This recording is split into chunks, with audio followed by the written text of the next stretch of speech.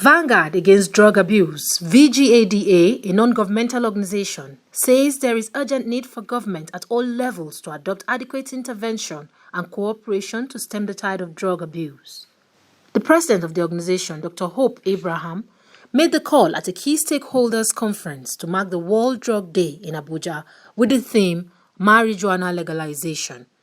Abraham said that several countries such as the United States of America and Canada had legalized marijuana, adding that it had been noted to be effective as a novel adjunct treatment for cancer, pain, poor appetite, nausea, and epilepsy, but that legalizing marijuana does the society more harm than good.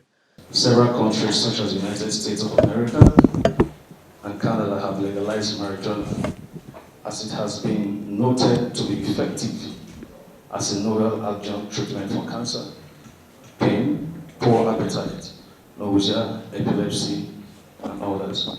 However, the concept of marijuana legalization in Nigeria has not been really broached, owing to the fact that even with its current status of legalization in the country, it is still being grown and consumed in a very high quantity. You will agree with me that a lot has been trending on marijuana in the public space and social media. We have also received so many questions on our radio and television call-in programs from listeners asking questions on legalization of marijuana. We understand why this might be a source of concern to our listeners and most Nigerians, considering the increase in awareness of its medical, economic, and recreational use that has been significantly broached in foreign climes. Chief Oversight Officer of the Sustainable Healthcare International, Dr. Mike Omotosho, explained that legalizing marijuana in Nigeria was a delicate matter which he does not intend to give an answer to. Omotosho, who was represented by his executive assistant, Mrs. Victoria Adeayo Laitan, said that cards would be laid out for all to see, saying, together, decisions would be made on whether legalizing was the best route for Nigeria to take. He noted that those who have argued for have stated that the immense economic and medical potential of marijuana, which were yet to be harnessed in Nigeria, would do the country a lot of good in terms of boosting revenue generated.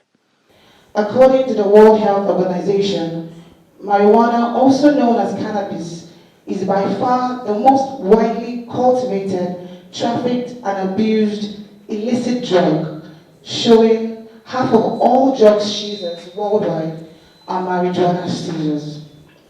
About 147 million people, that is 2.5% of the world's population, consumes marijuana annually, compared to the 0.2% consuming cocaine and opiates, and this has been attributed to the fact that marijuana is cheaper and more readily available globally. Marijuana is widely grown across some states in Nigeria, such as Ondo, Edo, Delta, Osun, Oyo, and Ogun states. Marijuana legalization is a subject that has been broached, discussed, researched into in many countries, and accepted in a few countries of the world. The legality of marijuana for medical and recreational use varies by country. In terms of its possession, distribution, and cultivation, and in regards to how it can be consumed and what medical conditions it can be used for. In his remarks, representative of UNODC Nigeria, Mr. Oliver Stolp, said that there was need for inclusive and accountable institutions of criminal justice, health and social services to work hand in hand to provide integrated drug balance solutions. Stolp said that the issue of marijuana legalization should be considered within the international legal framework, the overall trend of the world drug epidemic, as well as the specific country context. Cannabis markets, these legal cannabis markets, need to be closely monitored. It's too early to draw any final conclusions on both the risks and maybe also the benefits that are involved, but we should certainly keep an eye on them and eventually develop further steps in policy terms based on more conclusive information coming out of those places.